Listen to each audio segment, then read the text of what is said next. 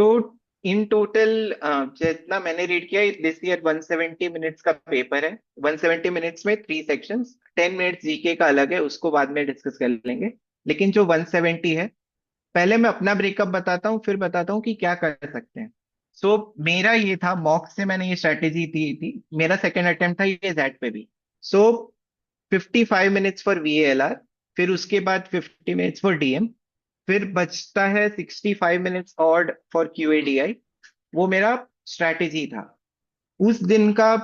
ऐसा हो गया था कि हमारे टाइम डीएम काफी एक्सटेंसिव आ गया था, मतलब बहुत बड़े बड़े केस दे रखे थे उन्होंने, और ऑप्शंस भी काफी ट्रिकी रखे थे। सो वो पॉइंट पे हम निकल ही नहीं पा रहे थे। इफ यू हैव सॉल्व 2024 का पेपर जैट का, काफी हैवी बनाया था उन्होंने वीएलआर और डीएम, और इवन क्यूएडीआई। सो इस बार कट ऑफ्स भी गिरे थे इसलिए।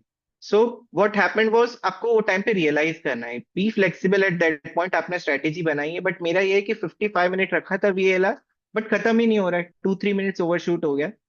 Do not take pressure, CAT जैसा नहीं है कि सेक्शन बंद हो जाएगा, बट ये भी नहीं है कि आराम से करे जा रहे हैं करे जा रहे हैं, वैसा भी नहीं करना है।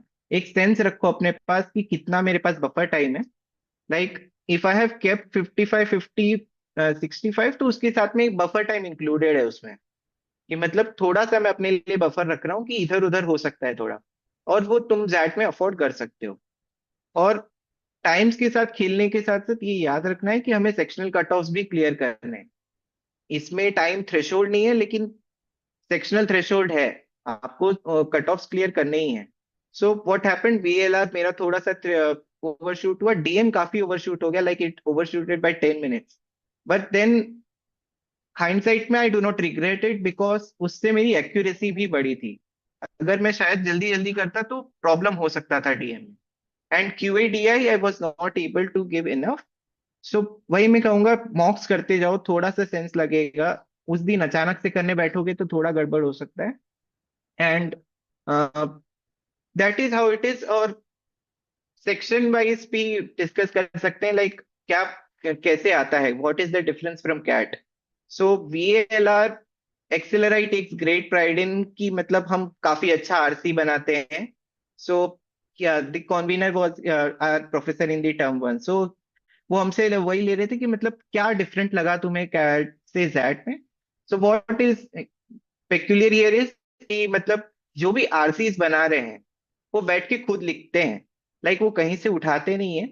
So what they do is कि मतलब तुम अगर जिस्ट पकड़ लो, अगर पूरा पढ़ने चले जाओगे तो प्रॉब्लम हो जाएगी। जिस्ट पकड़ो, वापस से क्वेश्चन पे जाओ, वापस से रेफर करो। सो कैट में जिस जिसने ये स्ट्रैटेजी की है उनके लिए थोड़ा इजी होगा कि जिस्ट पकड़ लो, फटाक से वो करो। और तुम्हें वो जो भारी भारी वर्ड्स लगते हैं उसमें फंसो मत। तुम्हें खाली उसका मतलब समझना है और आगे निकलना है। और जैट में काफी ज्यादा क्रिटिकल रीजनिंग तुम्हारी चेक होगी, कॉम्प्रिहेंशन कम ही होगा, जबकि तुम्हें बड़े बड़े वर्ड दिखेंगे। तो क्रिटिकल रीजनिंग अपना थोड़ा सा स्ट्रॉन्ग करो।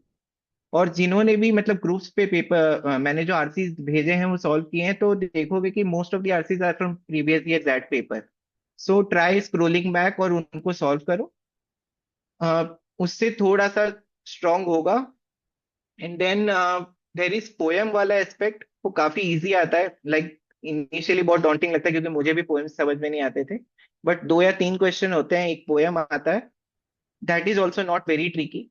थोड़ा सा क्रिटिकल रीजनिंग भी लगाओगे तो वहां हो जाएगा, कि मतलब समझ में नहीं आ रहा है लेकिन थोड़ा सा खेलने का ट्राई करो पोएम के साथ, वो थोड़ा सा फिर वो भी हो जाएगा। और इज दैट इज अबाउट